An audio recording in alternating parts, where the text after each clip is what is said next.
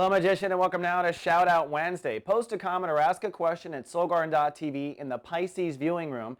I'll do my best to shout back or answer your question 1 week later.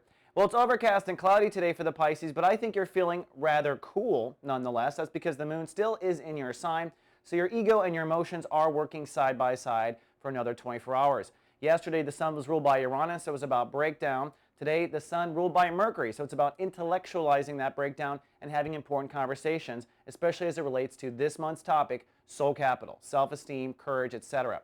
But also, like I said during the course of the day, the moon, which focuses our emotions, will cross in front of Uranus, so it's kind of like we got a 2-scoop of Uranus in the beginning of this stage. Yesterday, the sun was being affected by Uranus. Today, the moon is. When the moon crosses Uranus, it is an emotional, subtle breakdown followed by a breakthrough. Really what it tends to do is expose an emotional booby trap that you have kind of in your awareness, a place that you fall down into. Not only that, it's also crossing that fault line between Uranus and retrograde Saturn in Virgo.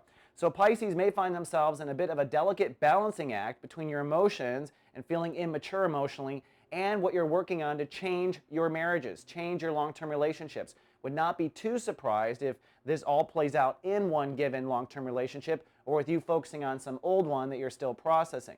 Either way, the moon crossing Uranus means it's time to innovate your emotions when it comes to how your ego can trigger you. So perhaps some spouse or a business partner triggers you, makes you feel super ego. Your ego comes online and wants to protect your emotions, and maybe that's all unnecessary. Maybe also with Saturn retrograde, it's time to approach your marriages differently so you don't fall into this emotional booby trap.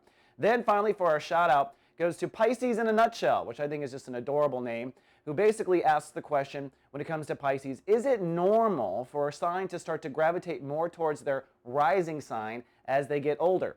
Well, I wouldn't say it's necessarily normal to gravitate to or away, but I do find with all my clients, you kind of go through chapters where one side of you takes over and one side of you kind of sits in the background.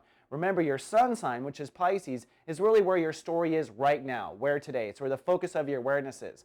Your rising sign, which is Taurus in your case, is telling your multi-lifetime story. So if you've been more in your rising sign and focused more on the Taurus side of you, you've been working on the ancient side of your soul. All right, that's all we have for Shout Out Wednesday. See you tomorrow with more. Live, love, be. So